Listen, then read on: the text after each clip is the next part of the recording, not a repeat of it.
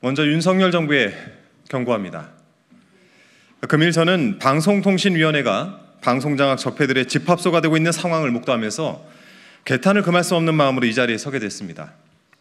정부는 오늘 단 6달 만에 물러난 김홍일 전 방송통신위원장의 후임으로 이진숙 전 대전 MBC 사장을 새로이 방송통신위원장에 지명을 했습니다.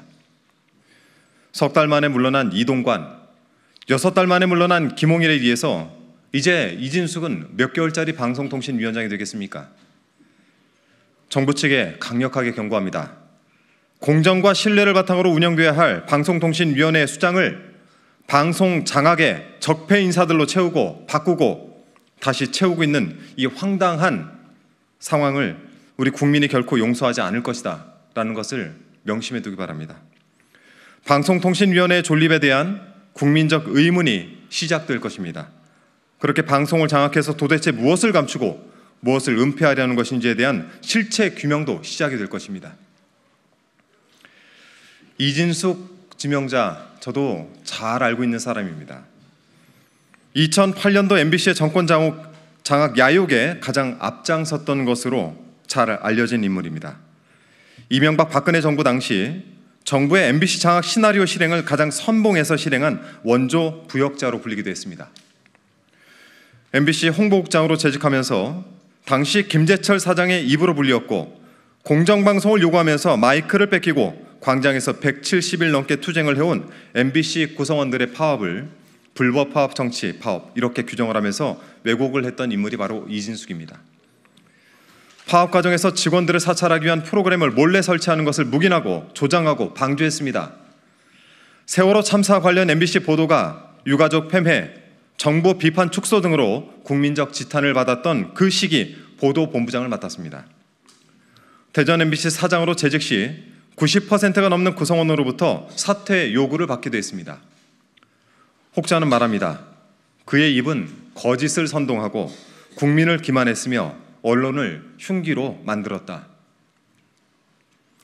MB정부 당시 국정원이 작성한 MBC 정상화 전략 문건에서 MBC 장악의 마지막 단계는 바로 민영화였습니다.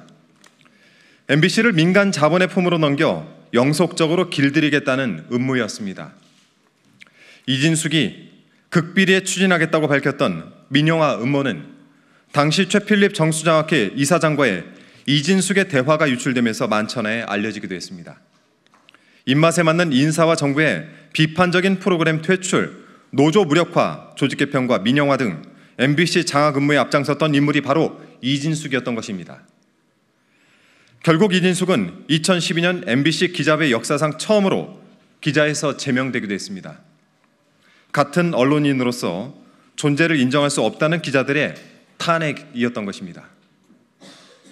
당시 MBC 기자회는 자신이 MBC 기자회의 회원이면서 기자회 제작 거부의 대표성을 끊임없이 공격했고 김재철 사장의 부도덕성이 드러난 법인카드 유용 의혹이 불거지자 기자로서 최소한의 합리적 의심과 상식을 저버리고 이해할 수 없는 논리로 김재철 지키기 선봉에 섰다는 이유입니다.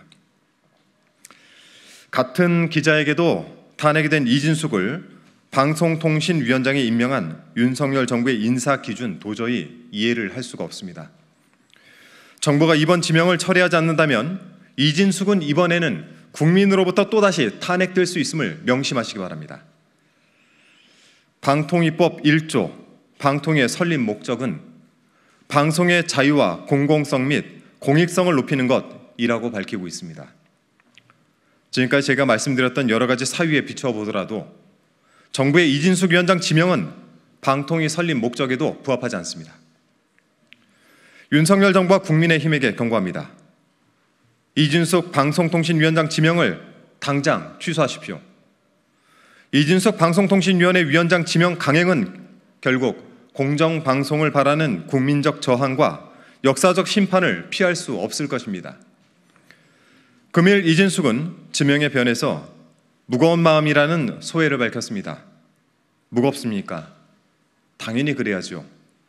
그러니 그 무거움을 견딜 수 없다면 지금 그만두는 게 좋은 시점입니다. 현재도 기형적인 방송통신위원회의 2인 체제의 주인공이 되려는 욕심은 여기서 멈추기 바랍니다. 언론을 장악하겠다는 이 정부의 야욕에 일신의 영달을 위해 편승하는 것을 저는 오늘 강력하게 경고드립니다. 이준석 방송통신위원장이 되어서 얼굴 보는 일이 없기를 바랍니다.